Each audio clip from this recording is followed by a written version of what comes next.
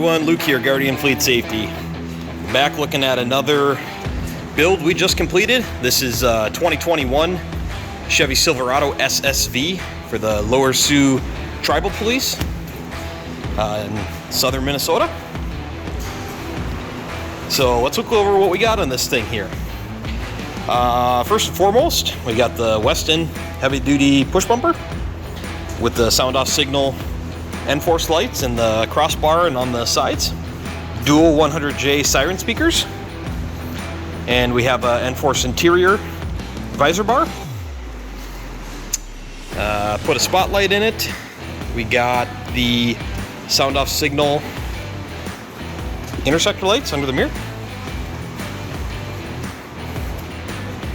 Got mPOWER lights in the side windows.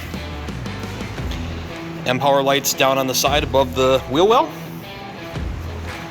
Then in the back window here, we have a SoundOff signal N-Force dual color traffic stick in the top, and then single color mPOWER lights in the bottom. Then on the back tailgate here, we have 6 data controlled mPOWER lights.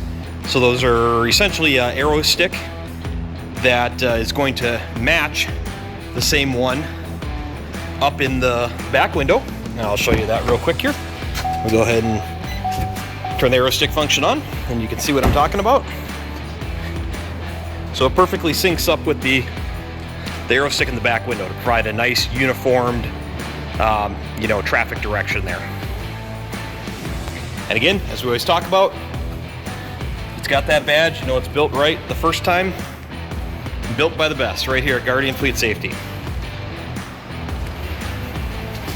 Okay, let's check out what we got in the interior. We got stalker radar up on the dash there. We see a lot of upfitters not hooking up the VSS wire on these trucks. We always hook up the VSS wire on these Silverados so you don't get wacky stuff going on with the truck. Okay, Gamber-Johnson center console. We got our SoundOff signal blueprint controller, WatchGuard 4RE, Motorola radio. We got our GTAC V110 docking station. Got our camera mounted up there, nice and out of the way. Got our printer headrest. Single prisoner partition from Custom Cage.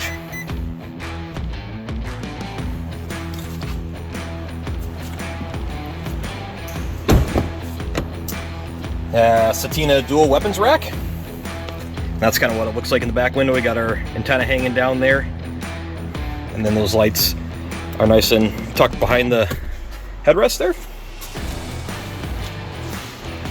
You can see after the vehicle's been placed into park, we just again get that nice slow back forth.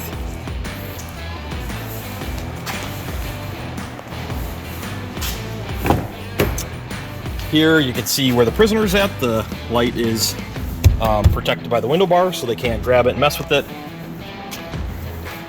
And then same here, the light behind the headrest is obviously covered by the headrest so they can't dick with that. This is nice and secured there. Our techs here do a phenomenal job.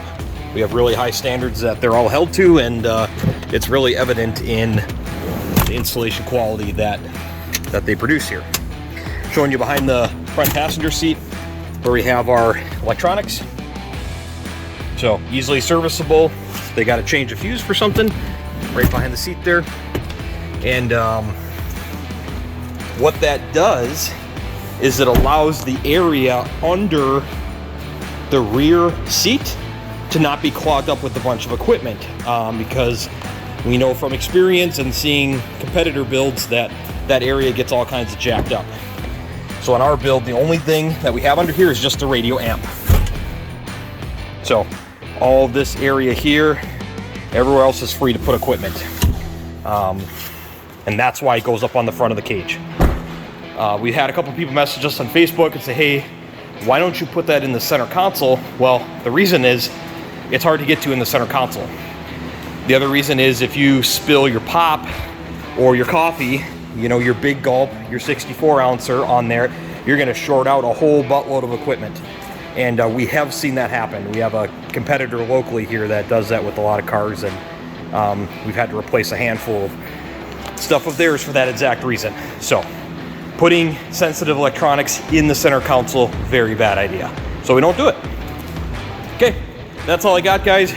Thanks for watching. Hope you like this build. Remember to subscribe and then check us out on Facebook. There's a lot of content on there you're not going to see on YouTube. So be safe. We'll catch you next time.